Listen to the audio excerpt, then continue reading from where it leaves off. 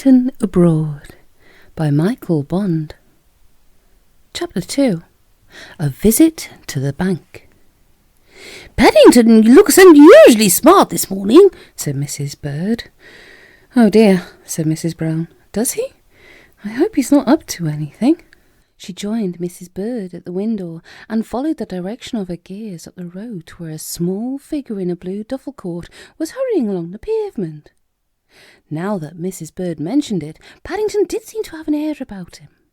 Even from a distance, his fur looked remarkably neat and freshly combed, and his old hat, instead of being pulled down over his ears, was set at a very rakish angle with the brim turned up, which was most unusual. Even his old suitcase looked as if it had some kind of polish on it. "He's not even going in his usual direction," said Mrs. Brown, as Paddington, having reached the end of the road, looked carefully over his shoulder and then turned right and quickly disappeared from view. "He always turns left." "If you ask me," said Mrs. Bird, "that young bear's got something on his mind. He was acting strangely at breakfast this morning. Didn't even have a second helping, and he kept peering over Mr. Brown's shoulder at the paper with a very odd look on his face." "I'm not surprised he had an odd look if it was Henry's paper," said Mrs. Brown.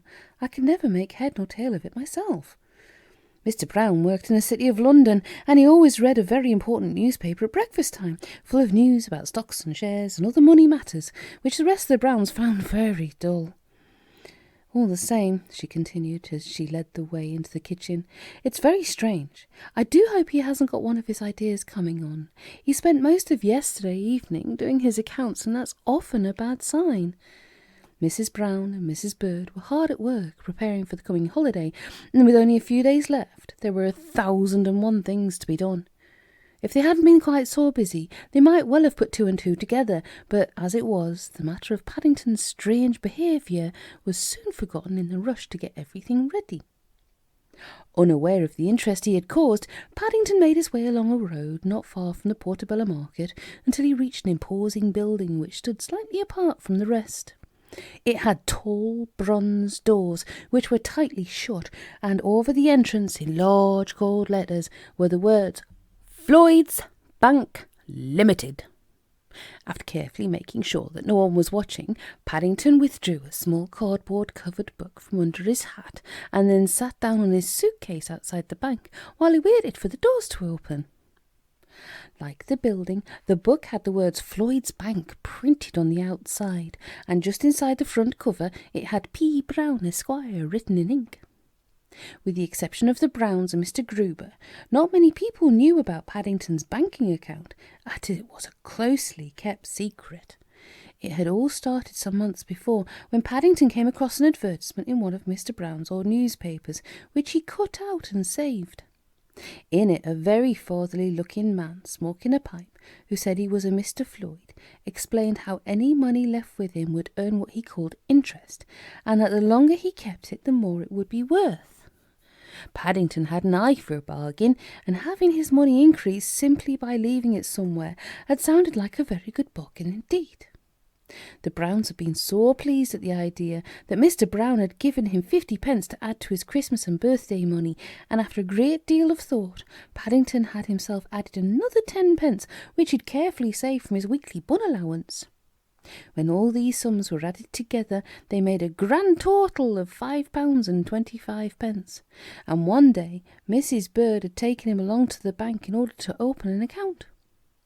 For several days afterwards, Paddington had hung about in a shop doorway opposite, casting suspicious glances at anyone who went in or out, but after being moved on by a passing policeman, he had to let matters rest. Since then, although he'd carefully checked the amount in his book several times, Paddington had never actually been inside the bank. Secretly, he was rather overawed by all the marble and thick polished wood, so he was pleased when at long last 10 o'clock began to strike on a nearby church clock, and he was still the only one outside. As the last of the chimes died away, there came the sound of bolts being withdrawn on the other side of the door, and Paddington hurried forward to peer eagerly through the letterbox. "Here," exclaimed the porter, as he caught sight of Paddington's hat through the slit. "No hawkers here, young fellow me lad. This is a bank, not a workhouse. We don't want no hobbledehoys hanging round here." "Hobbledehoys?" repeated Paddington, letting go of the letterbox in surprise. That's what I said, grumbled the porter as he opened the door. Breathing all over me knockers. I has to polish that brass, you know. I'm not a hobbledehoy, exclaimed Paddington, looking most offended as he waved his bank book in the air. I'm a Bill, and I've come to see Mr. Floyd about my savings. Oh dear, said the porter, taking a close look at Paddington. Begging your pardon, sir. When I saw your whiskers poking through me letterbox, mistook you from one of them bearded gentlemen of the road. It's all right, said Paddington sadly. I often get mistaken. As the man held the door open for him, he raised his hat politely and hurried into the bank. On several occasions in the past, Mrs. Bird had impressed on Paddington how wise it was to have money in the bank in case of a rainy day, and how he might be glad of it one day for a special occasion.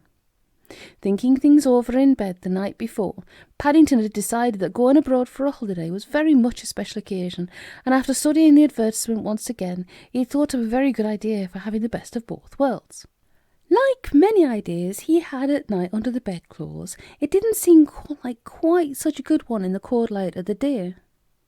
Now that he was actually inside the bank, Paddington began to feel rather guilty, and he wished he'd consulted Mr. Gruber on the matter, for he wasn't so sure that Mrs. Bird would approve of his taking any money out without first asking her.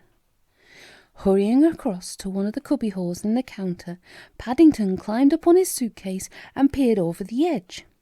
The man on the other side looked rather startled when Paddington's hat appeared over the top, and he reached nervously for a nearby alarm bell. I'd like to take out all my savings for a special occasion, please, said Paddington importantly, as he handed the man his book. Looking rather relieved, the man took Paddington's book from him and then raised one eyebrow as he held it up to the light. There were a number of calculations in red ink all over the cover, not to mention blots and one or two rather messy-looking marmalade stains. I'm afraid I had an accident with one of my jars under the bedclothes last night, explained Paddington hastily, as he caught the man's eye. One of your jars, repeated the man, under the bedclothes? That's right, said Paddington. I was working out my interest, and I stepped back into it by mistake. It's a bit difficult under the bedclothes. It must be, said the man distastefully. Marmalade stains, indeed, and on Floyd's bank book. He hadn't been with the branch for very long, and although the manager had told him they sometimes had some very odd customers to deal with, nothing had been mentioned about Bear's banking accounts. What would you like me to do with it? He asked doubtfully. I'd like to leave all my interest in, please, explained Paddington, in case it rains. Well, said the man, in a superior tone of voice as he made some calculations on a piece of paper, I'm afraid you keep very dry on this. It only comes to 10 pence. What? Exclaimed Paddington, hardly able to believe his ears. 10 pence? I don't think that's very interesting. Interest is not the same thing as interesting, said the man. Not the same thing at all. He tried hard to think of some way of explaining matters, for he wasn't used to dealing with bears, and he had a feeling that Paddington was going to be one of his more difficult customers. It's something we give you for letting us borrow your money, he said. The longer you leave it in, the more you get. Well, my money's been in since just after Christmas, exclaimed Paddington. That's nearly 6 months. 10 pence, said the man firmly. Paddington watched in a daze as the man made an entry in his book and then pushed a £5 note and some silver across the counter. There you are, he said briskly, £5.25. Paddington looked suspiciously at the note and then consulted a piece of paper he held in his paw. His eyes grew larger and larger as he compared the two. I think you must have made a mistake, he exclaimed. This isn't my note. A mistake, said the man stiffly. We of Floyd's never make mistakes. But it's got a different number, said Paddington hotly. A different number? Yes, said Paddington. And it said on mine that you promised to pay Bear £5 on demand. Not Bear, said the assistant. Bearer. It says that on all notes. Besides, he continued, you don't get the same note back that you put in. I expect yours is miles away by now, if it's anywhere at all. Might even have been burnt if it was an old one. They often burn old notes when they're worn out." "It's burnt?" repeated Paddington in a dazed voice. "You've burnt my note?" "I didn't say it had been," said the man, looking more and more confused. "I only said it might have been." Paddington took a deep breath and gave the assistant a hard stare. It was one of the extra special hard ones which his Aunt Lucy had taught him, and which he kept for emergencies. "I think I should like to see Mr. Floyd," he exclaimed. "Mr. Floyd," repeated the assistant. He mopped his brow nervously as he looked anxiously over Paddington's shoulder at the queue, which was already beginning to form. There were some nasty murmurings going on at the back, which didn't like the sound of at all. "I'm afraid there isn't a Mr. Floyd," he said. "We have a Mr. Trimble," he added hastily, as Paddington gave him an even harder stare. "He's the manager. I think perhaps I'd better fetch him. He'll know what to do." Paddington stared indignantly after the retreating figure of the clerk as he made his way towards a door marked manager. The more he saw of things, the less he liked the look of them. Not only did his note have a different number, but he'd just caught sight of the dates on the coins, and they were quite different to those on the ones he had left.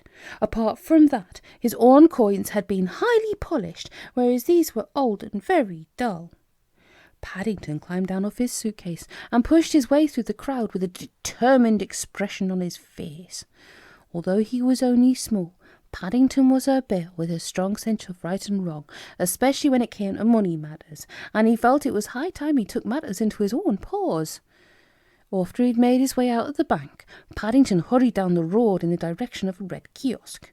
Locked away in the secret compartment of his suitcase, there was a note with some special instructions Mrs. Bird had written out for him in case of an emergency, together with 10 pence. Thinking things over as he went along, Paddington decided it was very much a matter of an emergency. In fact, he had a job to remember when he'd had a bigger one, and was glad when at long last the telephone kiosk came into view and he saw it was empty. "I don't know what's going on at the bank this morning," said Mrs. Brown as she closed the front door. "There was an enormous crowd outside when I came past." "Perhaps there's been a robbery," said Mrs. Bird. "You read of such nasty goings-on these days." "I don't think it was a robbery," said Mrs. Brown vaguely. "It was more like an emergency of some kind. The police were there, and an ambulance, and the fire brigade." Said Mrs. Bird. "Well, I hope for all our sakes it isn't anything serious. Paddington's got all his money there, and if there's been a raid, we shall never hear the last of it." Mrs. Bird paused as she was speaking, and a thoughtful expression came over her face. "Talking of Paddington, have you seen him since he went out?" she asked. "No," said Mrs. Brown. "Good heavens!" she exclaimed. You don't think—" "I'll get my hat," said Mrs. Bird, "and if Paddington's not somewhere at the bottom of it, I'll eat it on the way home." It took Mrs. Brown and Mrs. Bird some while to force their way through the crowd into the bank, and when they at last got inside, their worst suspicions were realised, for there, sitting on his suitcase in the middle of a large crowd of officials, was the small figure of Paddington. "What on earth's going on?" cried Mrs. Brown as they pushed their way through to the front. Paddington looked very thankful to see the others. Things had been going from bad to worse since he'd got back to the bank. "I think my numbers have got mixed up by mistake, Mrs. Brown," he explained. "Tried to do a young bear out of his life savings, that's what's going on," cried someone at the back. "Set fire to his notes, they did," cried someone else. "Hundreds of pounds gone up in smoke, so they say," called out a street trader who knew Paddington by sight and had come into the bank to see what all the fuss was about. "Oh dear," said Mrs. Brown nervously. "I'm sure there must be some mistake. I don't think Floyd's would ever do a thing like that on purpose." "Indeed not, madam," exclaimed the manager as he stepped forward. "My name's Trimble," he continued. "Can you vouch for this young bear?" "Vouch for him?" said Mrs. Bird. "Why, I brought him here myself in the first place. He's a most respectable member of the family and very law-abiding." "Respectable he may be," said a large policeman, as he licked his pencil. "But I don't know so much about being law-abiding. Dialing 999 he was without proper cause, calling out the police, not to mention the fire brigade and an ambulance. It'll all have to be gone into proper manner." Everyone stopped talking and looked down at Paddington. I was only trying to ring Mrs. Bird, said Paddington. Trying to ring Mrs. Bird? Repeated the policeman slowly, as he wrote it down in his notebook. That's right, explained Paddington. I'm afraid I got my paw stuck in number 9, and every time I tried to get it out, someone asked me what I wanted, so I shouted for help. Mr. Trimble coughed. I think perhaps we had better go into my office, he said. It all sounds most complicated, and it's much quieter in there. With that, everyone agreed wholeheartedly, and Paddington, as he picked up his suitcase and followed the others into the manager's office, agreed most of all. Having a banking account was quite the most complicated thing he'd ever had come across. It was some while before Paddington finally got through his explanations, but when he'd finished, everyone looked most relieved that the matter wasn't more serious. Even the policeman seemed quite pleased. It's a pity there aren't more public-spirited bears about, he said, shaking Paddington by the paw. If everyone called for help when they saw anything suspicious, we'd have a lot less work to do in the long run. After everyone else had left, Mr. Trimble took Mrs. Brown, Mrs. Bird and Paddington on a tour of the strong room to show them where all the money was kept, and he even gave Paddington a book of instructions so he would know exactly what to do next time he paid the bank a visit. I do hope you won't close your account, Mr. Brown, he said. We of Floyd's never like to feel we're losing a valued customer. If you would like to leave your 25 pence with us for safekeeping, I'll let you have a brand new £5 note to take away for your holidays. Paddington thanked Mr. Trimble very much for all of his trouble, and then considered the matter. If you don't mind, he said at last, I think I'd like a used one instead. Paddington wasn't the sort of bear who believed in taking any chances, and although the crisp new note in the manager's hand looked very tempting, he decided he would much prefer to have one that had been properly tested.